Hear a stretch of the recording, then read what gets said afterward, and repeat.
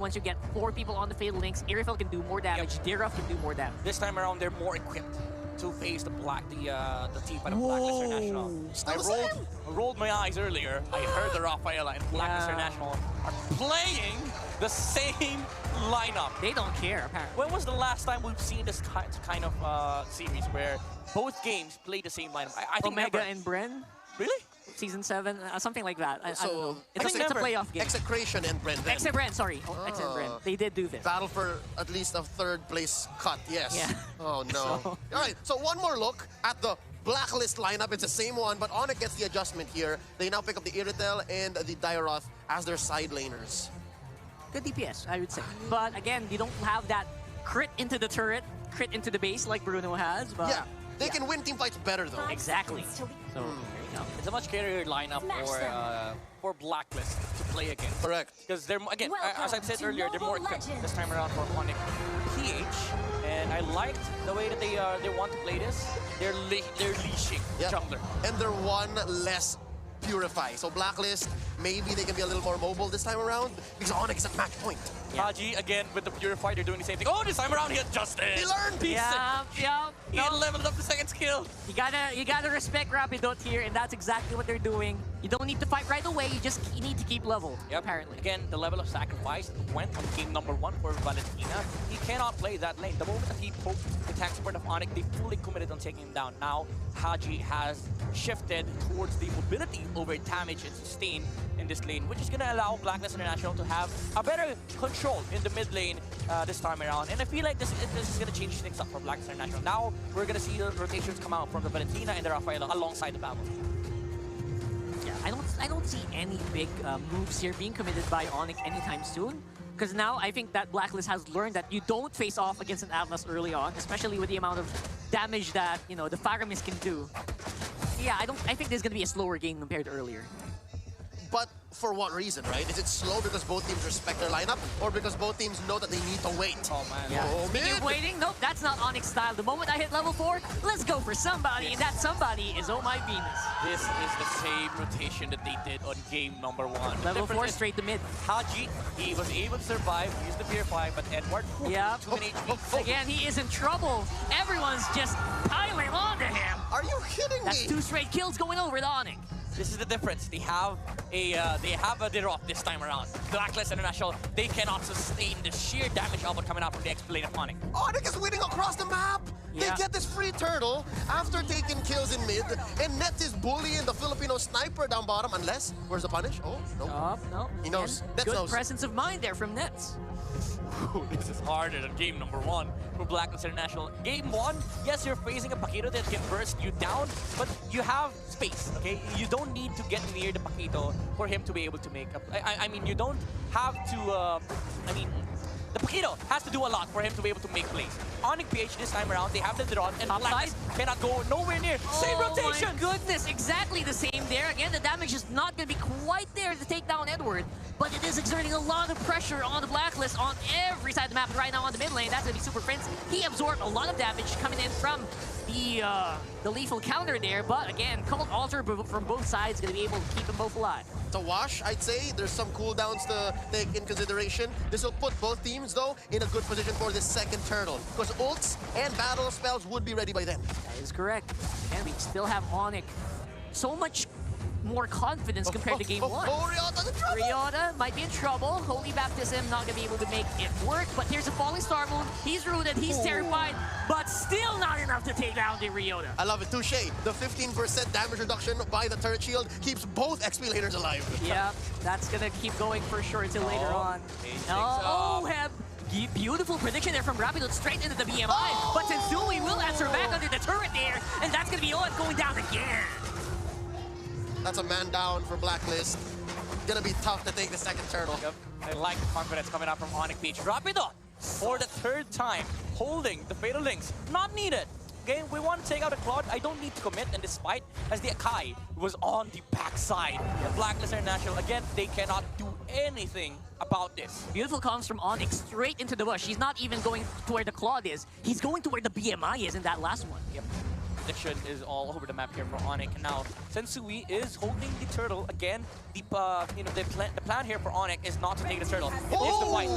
Good call there from Wise. Lethal counter secures the turtle, but the fight might still go over to Onic. It's a one-man down. And again, the Cold Alder is not really in a good position for Almighty's and OF, but they will still stay alive here. That's one down for Blacklist and the turtle to boot.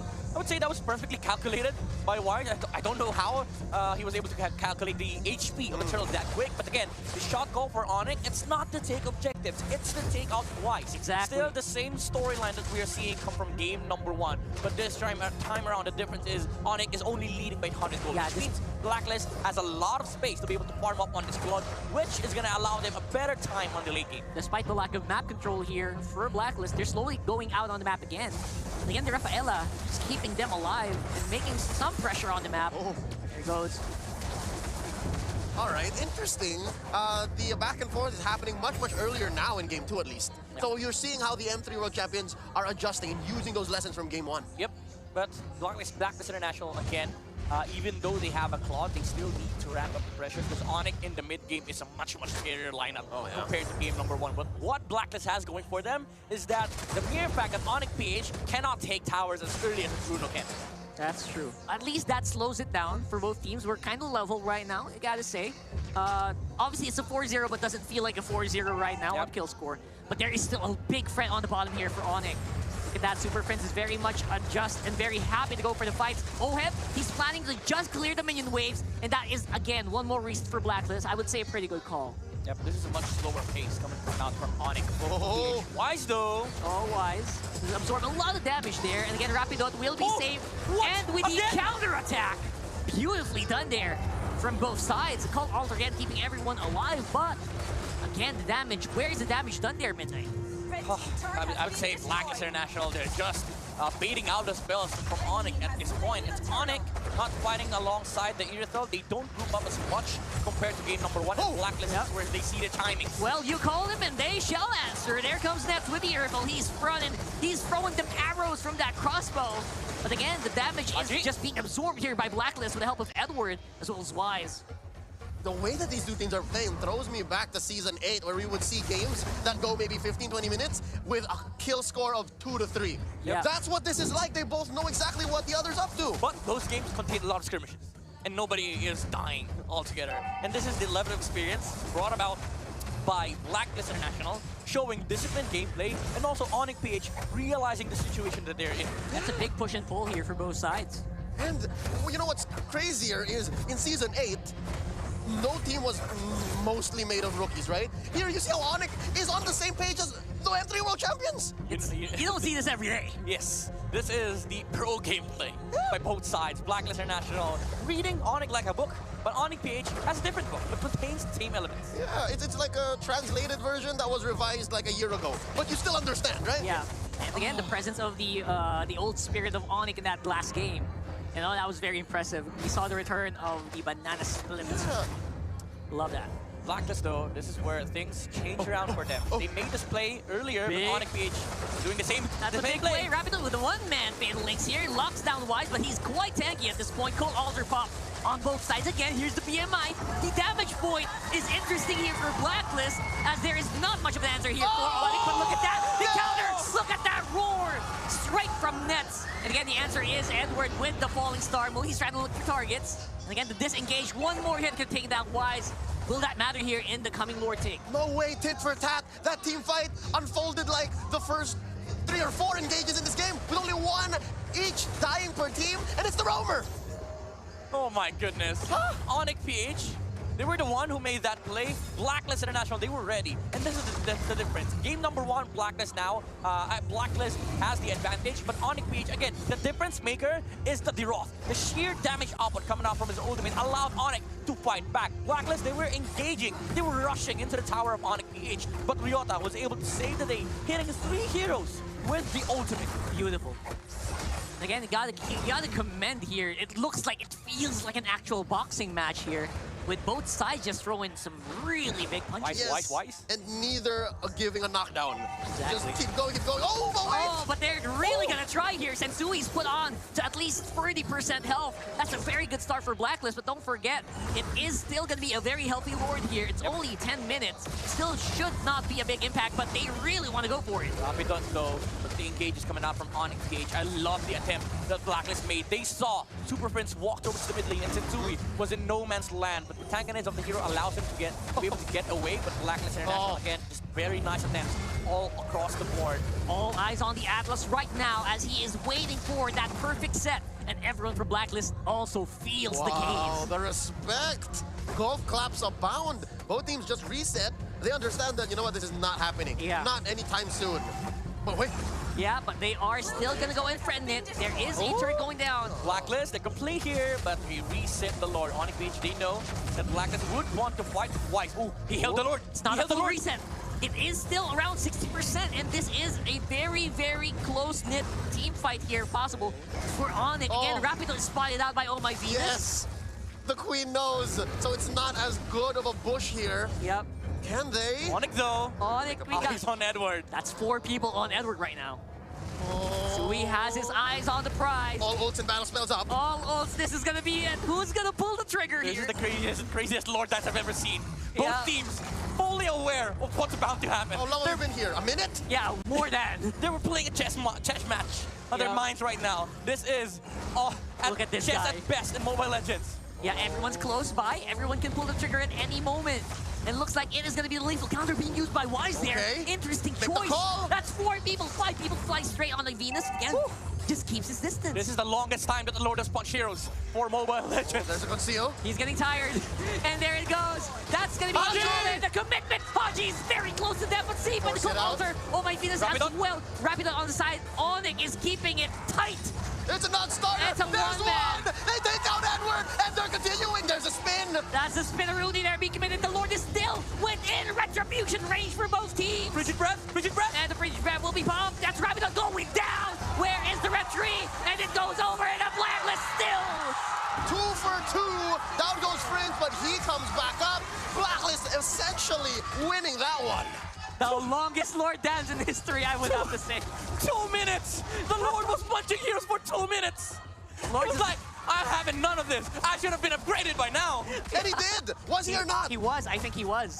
Is it No, gold? no, it's No, not. it's not. It's It's not. not. That was the longest, officially, I would say. All right, so Lord does not evolve unless you leave him be. And Full for the reset. past, for the past 2 minutes, he's been around the hero of the Blacklist and Onic, and he stayed despite it being finished at around 12:30, 12:40. So he's purple. He's just base. Yeah, that's definitely something that is not common here. Oh my Venus has the immortality popped down, not pressed for the team fight. Cult Altar not gonna be committed at all here. Hey, Not still not up actually. For the price of a Lord enhancing your waves and 2 turrets across the map, oh my Venus, your sacrifice is Team well worth first. it. Yeah. Yep, Blacklist International, they're now playing for the lane team. Oheb is fully stacked, but again, I have to say, it feels bad moment for the Lord. Should have been upgraded at this point, but Blacklist International, again, the hold by Wise on that specific moment, they knew that this Lord is not gonna go away anytime soon. But Blacklist, it's just a matter of extending the game. Because you do play into the late game very, very well against Onic PH. You survive the onslaught of the damage of the Derot, and also sustain the fight in a way when Fatal Links and Heavy Spin has been burnt by the side of Onic PH, you re-engage. And you have a lot of sustain to back that up. The Valentina and the Rafaela. Valentina can just front line for Blacklist International here. He'll regenerate the HPs that she lost. And Oh My Venus can provide the mobility and the heals during this fight. That's why Onic PH, they need to play a faster pacing game on the start of the game. But Blacklist International, they now have full control of this game. The Claude is so massive at this point. What I have to commend for Onic is the very much lack of like big boo-boos, big blunders, game-ending mistakes here. Considering the age of this squad, it's actually quite impressive, holding up toe-to-toe, right? Yeah, the fact that they've kept it this close, and yes, that last big team fight with the Lord going over Blacklist was one big loss. That's it. But it's still close to 50-50, but the turret score will say otherwise. The shoe's on the other foot this time. In game 1, Blacklist could not push They could not, but now it's Onyx's turn to have the troubles. Now we're seeing them miss that Bruno. Actually, always in a position to snatch away the ultimate of the Promise now. It is going to become a farming game till the next Lord. Well, next Lord is spawning in 5 seconds, but again, both teams, they're fully aware what's bound to happen. All ultimates are accounted for. Rapidot, specifically for Onic, is being monitored heavily by Blacklist for that. Lord timer activate. I don't know. We should have a Lord dance timer at this point. Here I go again. 15, about 15. Yeah. Let's see where both teams actually get it. All right, so right now, again, obviously both junglers very tanky at this point. Not really scared to just stand in front of each other. Even Haji with the Divine Glaive doesn't really do that much damage on Sensui. With a very upfront BMI That was really scary. If Ness was any closer, Rapidot would have committed to flicker into for sure. But again, maybe it is just awareness on the map that both teams probably know that they're not going to pull a trigger anytime soon. It's still a dance, though. It's confidence by Oheb, knowing what plays are possible that can be done by Onic PH. And again, Lord has not been going back to his own home. Yeah. And he has been punching heroes for 4 to 5 seconds now. Pretty big workout for the Lord here. Yep. I would say. Readying up for the 18-minute Lord. It almost looks like the veterans are waiting for the rookies to make a mistake at this point. That's what they're trying to do, I think. If I may, I think this whole XP lane matchup is good for Onic because it's buying them time. The fact that there's one less keeping tabs on you allows for you to actually contest this Lord. Stare down. It's like a stare down. Yeah. If this was a 5v5, this Lord would have gone so much faster. Yeah. For Blacklist, that is. That is true. Again, both teams making the same call here.